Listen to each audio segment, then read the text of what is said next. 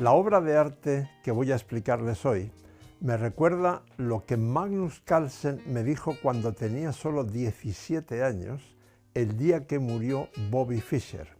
Era el 17 de enero de 2008.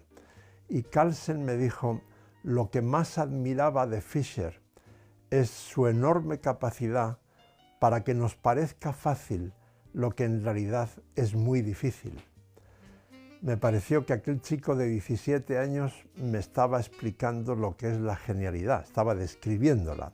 Y yo estoy convencido de que el chino Yi Wei es un genio. Y hoy se lo voy a demostrar de nuevo. Hoy volvemos a ese pueblo neerlandés, Wijk aan Zee, donde hace un frío tremendo en enero, pero el ambiente de ajedrez es fantástico, por eso lo llamamos el Roland Garros del ajedrez.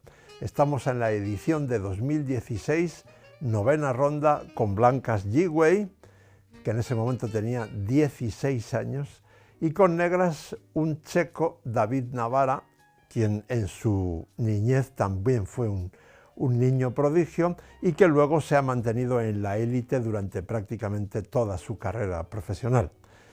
Yi Wei empieza con E4, E5, caballo F3, caballo C6, alfil B5, apertura española, caballo F6, variante berlinesa, pero ahora Yi Wei, en lugar de enrocarse y meterse en las líneas súper analizadas, recuerden que, por ejemplo, con esta arma tan especial, Kramnik destronó a Kasparov nada menos en el año 2000. Pero Yi Wei huye de todo eso y defiende el peón sin más con D3. Lógicamente, como las blancas están perdiendo, entre comillas, un tiempo con respecto al plan lógico de jugar primero C3, luego D4, etc., las negras pueden aprovecharlo, como hizo Navara, para desarrollar su alfil a C5. Entonces Yi Wei juega alfil por C6, D por C6 y caballo D2. Su idea es atacar al máximo al peón de E5 para, digamos, estabilizar el centro y luego verán ustedes para qué quiere que el centro esté estable. Después de caballo D2, bueno, se me ha olvidado decirles, vuelvo una jugada hacia atrás, que tomar en E5 no es nada recomendable porque la dama desde D4 ataca, amenaza mate en F2 y también el caballo de E5. Por tanto, caballo BD2, enroque corto, caballo C4, caballo D7, sigue existiendo el mismo truco de doble ataque si hay cambios en E5 con la dama en D4, etc. Dama E2, que de paso defiende el peón de F2, torre E8, alfil D2 para teóricamente incrementar aún más o eventualmente incrementar aún más la presión sobre E5 con alfil C3. Navara se anticipa a eso con alfil D6. Bien, y aquí empieza lo realmente interesante de la partida, porque me resulta importante señalar que a partir de aquí Yi Wei pensó bastante. Lo que vamos a ver a continuación no es algo probablemente que él trajera estudiado de casa, porque invirtió bastante tiempo en el resto de la partida. Si no, hubiera jugado más rápido, en buena lógica. Bien, como un año antes, creo recordar, en el torneo de la final de maestros de Bilbao de 2015, hubo una partida importante entre Anand, el pentacampeón del mundo, y el neerlandés Anish Giri, donde Anand jugó aquí G4 con la idea de seguir con caballo E3, caballo F5, digamos una presión posicional. Pero Yi Wei tiene otra idea muy distinta y mucho más incisiva, y juega H4. Alguna vez creo que les he comentado que a partir de la gran influencia de las grandes computadoras de ajedrez y especialmente de ese módulo milagroso llamado AlphaZero que barrió a todas las anteriores, este tipo de jugadas como H4, así como cayendo de ninguna parte, son cada vez más frecuentes, porque se ha llegado a la conclusión de que los peones de torre, el de H y el de A en este caso, son menos valiosos que los peones del centro, y en fin, este tipo de jugadas son ahora más frecuentes. Y entonces la reacción de Navarra, si la analizamos a toro pasado, podemos decir que fue un error. Pero claro, yo puedo decir eso porque sé lo que ocurrió en la partida después. En realidad, el plan de Navarra es muy lógico. Él juega C5 con la idea de seguir caballo B8, caballo C6, caballo D4 y tener, digamos, un contraataque central a lo que no se sabe que quieren hacer las blancas en el flanco de rey. Voy a volver para atrás este peón.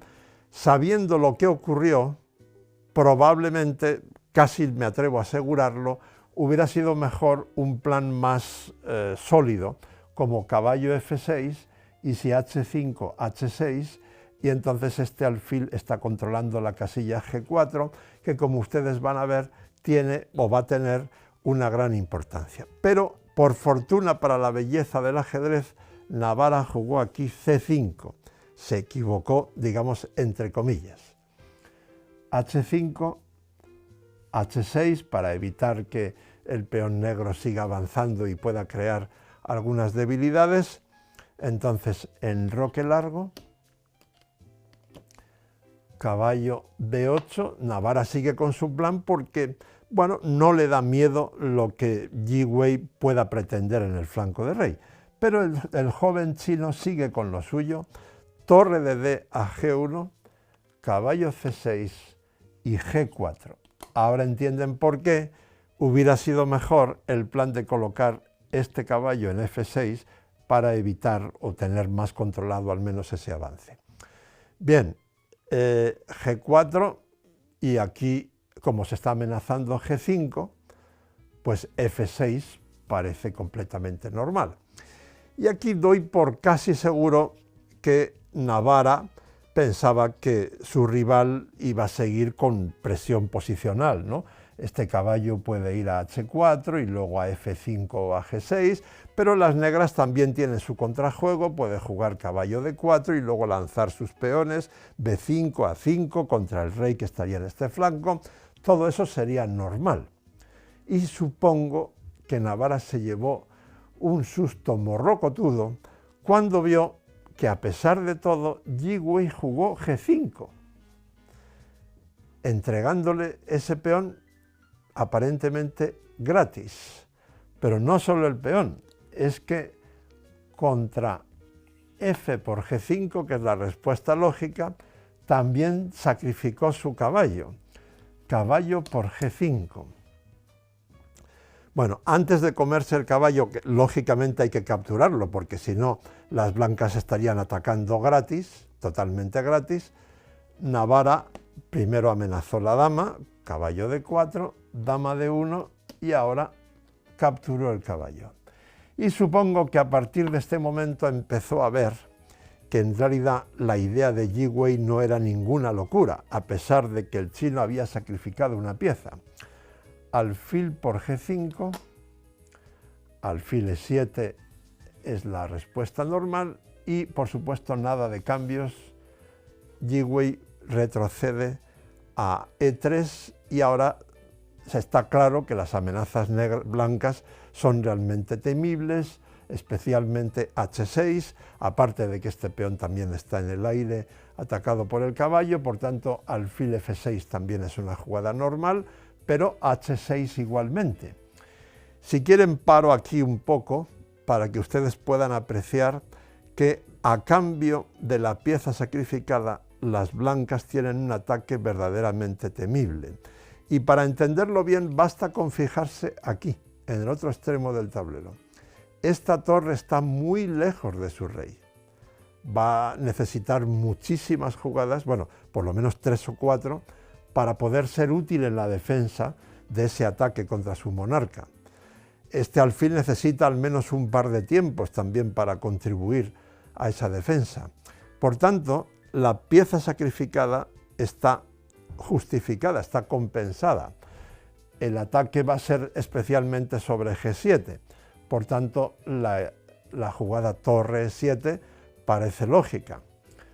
Y fíjense cómo Yi-Wei sigue rectilíneo todas las jugadas, excepto la idea de sacrificar la pieza, probablemente se nos ocurrirían a todos. Torre por G7, y ahora dama H5, amenaza entrar por H8 con efectos letales. Es muy importante desatascar la posición negra, entonces Navarra juega alfil E6, pero aquí con sencillez magistral, Yi-Wei ya empieza a dar la puntilla. Para entender la siguiente jugada, lo que hay que preguntarse es ¿qué pieza es la que más está sosteniendo al rey negro? Porque dar jaques con la dama directamente no conduce a ningún sitio por ahora. Pero esta torre de G7 es la pieza que realmente más sostiene al rey negro. Bueno, pues aumentemos la presión sobre la torre de G7 con alfil H6. Lógicamente, si torre por G1, el rey negro va a perecer inmediatamente. El ataque sería de mate o poco menos. Sin embargo, Navarra cree haber encontrado una solución en el último minuto, que es alfil F7 para echar a la dama de ahí y que el rey negro tenga algunas casillas más para poder refugiarse. Sin embargo, aquí podríamos decir, intentar ser falsamente literarios y decir los dioses hicieron que la posición fuera apropiada para una combinación ganadora, un remate precioso de las blancas. Más que los dioses es la lógica. Recuerden que esta torre no juega. Sí, las blancas tienen una pieza menos, pero todas las suyas están perfectamente armónicas, coordinadas para atacar al rey, y esta torre no hace nada. Por tanto, es lógico y es incluso justo, entre comillas, que en esta posición haya una combinación ganadora que remate, que sea la guinda del maravilloso juego de Yi-Wei. Y la combinación es sacrificar la dama momentáneamente. Alfil por G7, no hay nada mejor que tomar la dama.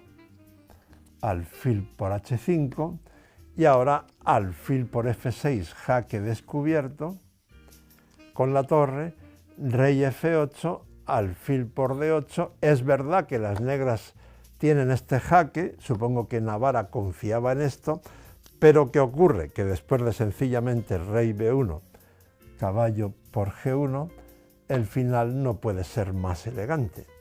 Alfil por C7 y Navarra se rindió, porque tiene dos piezas amenazadas, el caballo de G1, el alfil de H5, no puede defender las dos a la vez. Atacar el alfil con torre C8 no sirve de nada, porque por ejemplo alfil de 6 jaque, y por tanto cuando las blancas capturen una de las dos piezas negras tendrán una pieza limpia de ventaja. Yi-Wei, insisto, tenía 16 años cuando creó esta obra de arte. Para mí, no solo por esta partida, por otras que ya hemos incluido en esta colección o que he publicado en mi columna diaria, no tengo ninguna duda de que es un genio. Fíjense en un detalle, en la misma posición en la que él idea ese plan de H4, G4, G5, entregar la pieza, etc., en esa misma posición Viswanathan Anand, uno de los mayores genios de la historia del ajedrez, no hizo eso, optó por un plan mucho más posicional.